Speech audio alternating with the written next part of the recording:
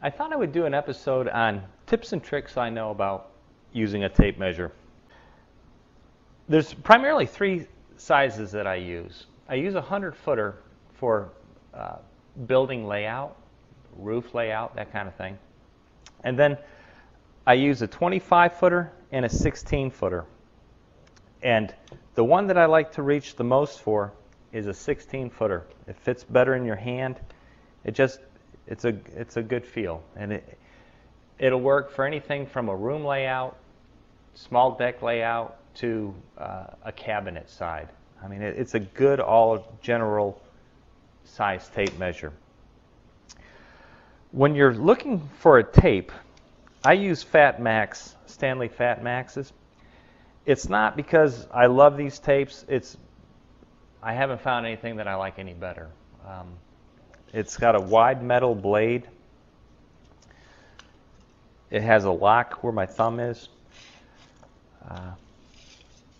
When you're looking for a tape, you want to do what we call a break test. And a break test means how far out can you extend that tape before it snaps. And I snapped at 11 feet 8 inches. So that means without a helper, I can pretty much go to a wall pretty easily and get an accurate measurement. One person. If you have somebody helping you and you have them hold the tape for you for one moment, don't ever let them step on this blade. Have them bend down, because as soon as they step on it, there's a curvature to the blade, and it's going to put a slight cut in it, and over time it's going to get larger and larger, and that's exactly where that tape is going to break. If you're working outside and it ever gets damp, fully extend your tape, take a paper towel, and dry that blade off as you bring it in. Some people will put a wax or a silicone on it. I don't have, my tapes don't last a super long time. The clips on the back, they will tear up your pants, your belts. Don't really care for them. So my solution to that is have lots of tapes. Have one by the table saw, have one by the chop saw, have one in your pouch. When I grab a tape, I actually think of it in three parts. I always have a speed square, and I always have a pencil. Carpenter pencils are great for 2x4, 2x6, that kind of work. But if you're going to get accurate, you want to use a number 2 pencil. And let me just show you real quick. When I go ahead and do a measurement, I put a curl to it so that my numbers are straight down on the board. Okay? And then when I go to mark it, I don't just put a tick on it like that. I'll put a V on it. Okay? And it's right at that center of the V that I'm going to take my speed square or my chop saw, put that blade right on that. That's where that cut's going to be.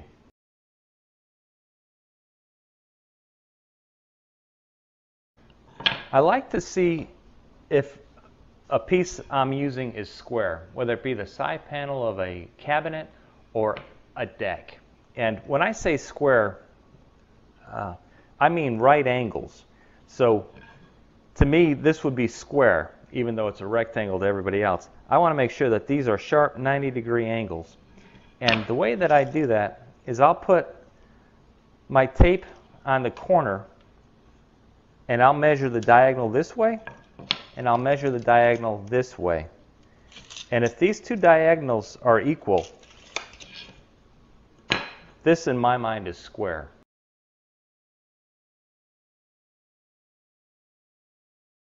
Here's a little tip for you. Oftentimes when you're building a cabinet, you'll have an inset back panel that fits into 2 dados, like that. And you want to get a measurement on that back panel, what it's going to be. And without doing a lot of math, what I like to do is take my 2 side panels and put them back to back. Okay? And then, say my cabinet width is going to be 24 inches. I'll go to the 24 inch, okay, and put it on the inside of this dado right here. Right there. And that tells me to get a 24 inch wide cabinet, I got to cut on the other side of this a 23 inch back. See how I did that?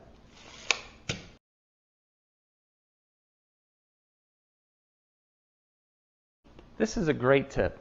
I got this from a guy named Richard. He has a channel called DFW Crown. It's an excellent channel. And take a look at this little trick. If you have to make a division of, say, just for ease, 40 inches, bend your tape over and put it on the 40-inch mark. Okay? If you look in the center of this tape, right in the middle, it'll say 20 inches. No math required. Okay? So let me give you an example that's not so obvious. 69 and a half. Put that right on 69 and a half. If you look in the center of this, you'll see 34 3/4. That's a real slick tip.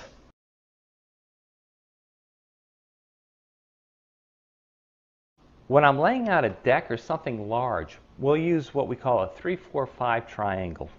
Let me show you how that works. It's off the Pythagorean theorem. What I'll do is I'll come up 3 inches on this side, okay, and I'll come up 4 inches on this leg. Okay. Now my diagonal would land exactly at 5 inches. Do you see that? That means this is a 90-degree angle right here. What's cool about that is you can use it in any multiple. It can be 3 inches, it can be 3 feet, or you can multiply it, say, by 3, each number. So 3 times 3 would be 9, 4 times 3 would be 12, so it would be a 9, 12, 15-foot triangle. The larger the triangle, the more accurate it's going to be when you're laying out, for example, a deck.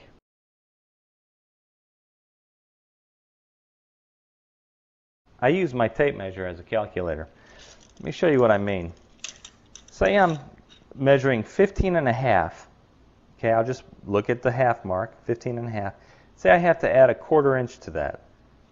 I just add physically a 1/4 inch to that, and I see it's 15 3/4.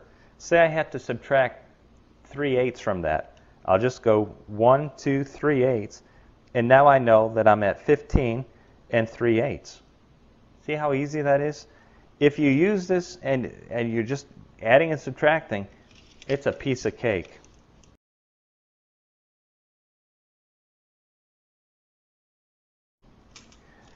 You'll notice that there's a red mark on a tape. That's for laying out stud work for framing. Every 16 inches, you'll see a place where you're going to put your mark for your stud.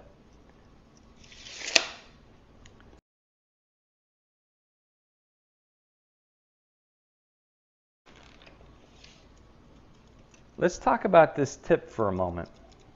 This tip is designed, you'll notice that it has 3 rivets in it, and it moves, and you're going to like, wow, that's not going to be very accurate. It's made for 2 different types of measurements. It's made for a pull measurement, okay, and it's made for a push measurement.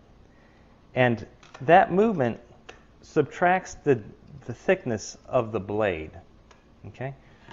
So it's real important when you're using your tape, make sure that this hook isn't bent, okay? Because that'll throw off all your measurements. Make sure that it's straight.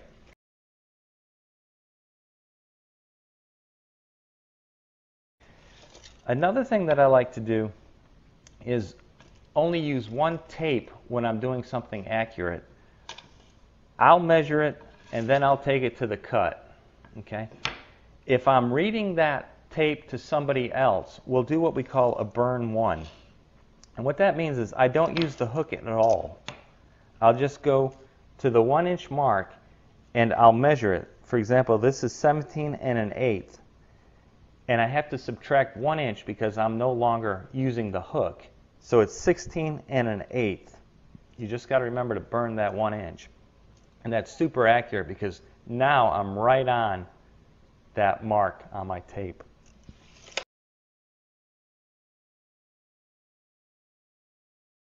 Here's another tip for you.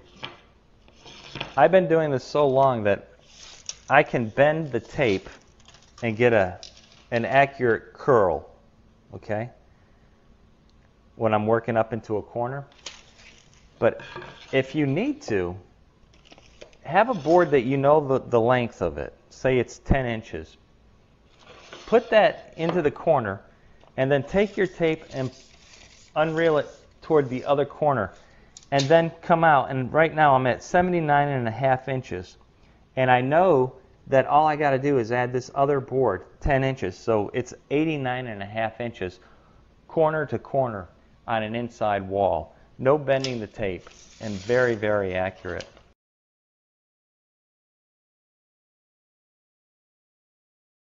Here's a tip. If you have a board and you need to divide it up into equal pieces, for example, say this board is 12 1/2 inches wide and I need 4 equal boards cut out of this, or four sections for some reason.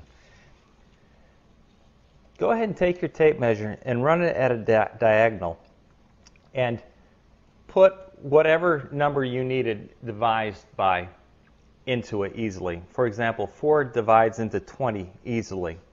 So if I needed this into 4 sections, I'd put it on my 20 mark and I would divide 4 by 20, and that's 5. So I'd put a mark on 5, 10, 15, and of course 20.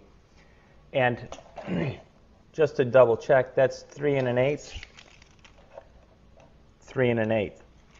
If I needed 3 boards out of it, for example, or 3 sections, maybe I would go 21. 3 divided by 21 would be 7. So I would go 7 and 14. Very quick. How to divide a board into equal parts.